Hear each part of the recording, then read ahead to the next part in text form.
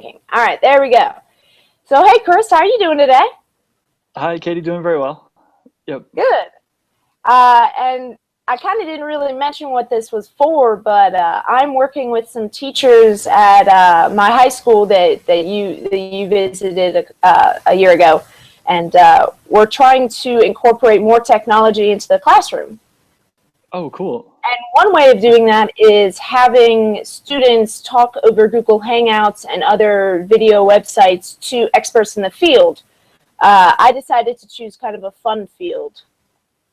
Yeah, that's cool. I like that. I like that they do the technology stuff. So maybe do you want to kind of mention who you are and what you do? Sure. So I'm Chris Hardwick, and I'm currently a student at the University of Wisconsin, but I am a member of the World Cube Association, and I'm a delegate for hosting competitions for that organization. Cool. And for those of you that don't know, the World Cube Association is, you'll see people walking around the school with Rubik's Cubes, and he's the guy who kind of helps out with the competitions dealing with that. All right. Uh, and one interesting thing is you've held a couple world records. That is true. So that goes back to about 2003 was the first ones. But yes, I've had in the past world records in 4 different speed solving events, including blindfold events. Very cool. So I wrote down things. Uh, so, many people only know about the 3x3 standard Rubik's Cube, but you even solve the larger cubes and you do them blindfolded. Yes, that's true. But yeah, Yeah. the larger cubes, they do have a bunch of kinds of puzzles.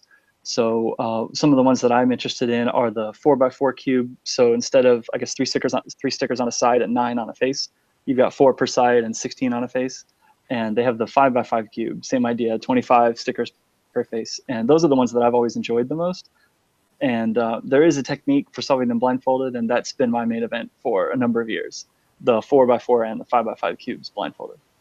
And have you held world records in both those events or just 4x4? I have held world records in both of those events. They are former world records. They've since been broken by a wide margin. But in the past, I've had those.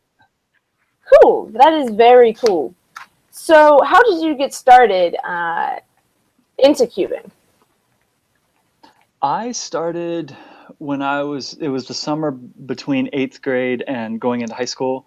And I had a cube, but I had never learned how to do it. And I tried for about a week to figure it out, wasn't able to. And then I went online and I found Jessica Friedrich's website. She was a competitor in the first World Championship in 1982, and she had published her entire method online. And I got hooked. I learned it. It took about a year to learn the whole method, and then just kept practicing and getting faster. And I guess it was the combination of the online resources, but also the community. There were other people at the time also learning. And once we all got in touch with each other, it just kind of took off. We all helped each other get faster and practice and traded tips and stuff. That's very cool. So one thing is many people don't know that there's a heavy online community with cubing, such as the Speed Solving Forum and years ago the Yahoo group. Are you pretty involved on those sites? I am. I was really involved the Yahoo Speed Cubing group. I actually created that. I think it was the summer of 2000, and for a while that was the main resource where people would meet up and talk about Rubik's Cube and competitions and all that. And then Patrick Kelly came along and created an actual like BBS forum, and that's the speed solving one. And it's much better, much more functionality. And we all then moved over to that. And at one point, I was a moderator on that forum, actually for a few years, but just with school and responsibilities in life kind of getting in the way, I stepped down from being a moderator, but I'm still an active member. I try to post a couple times a week, maybe even sometimes like once a day, but it's definitely something that I check regularly still, yes. Very cool. I feel like I'm missing something. Probably am. Is there anything that you would like to tell people? I guess in terms of the cubing community, I think the biggest ways I give back right now are as a delegate. So I'll help organize competitions, I'll delegate competitions. Essentially, when an organizer says, I have a bunch of people in an area and I want to host a competition, they have to have a delegate come who kind of oversees just to make sure that they're following the regulations correctly. And that's the way that I'm giving back the most right now. The Cube is something that I've been involved in for a long time in various aspects of the community. And it's fun. I guess one thing to leave for people is if you've always wondered if you can solve a cube, I recommend to look it up on YouTube. You might surprise yourself. And it's something I think you would really enjoy. Very cool. And I definitely appreciate you helping me with my competition, I guess a little over a year ago.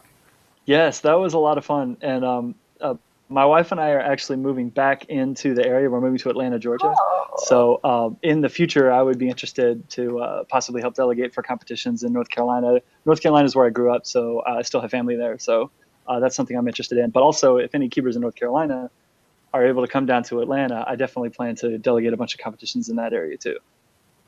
Very cool. Very cool.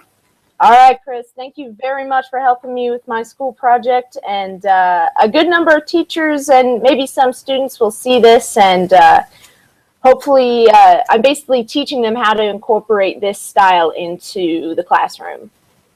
That's very cool. Yeah, so, thank you for this opportunity, and I really appreciate it. Thank you very much, Chris. Yep, thanks, Katie.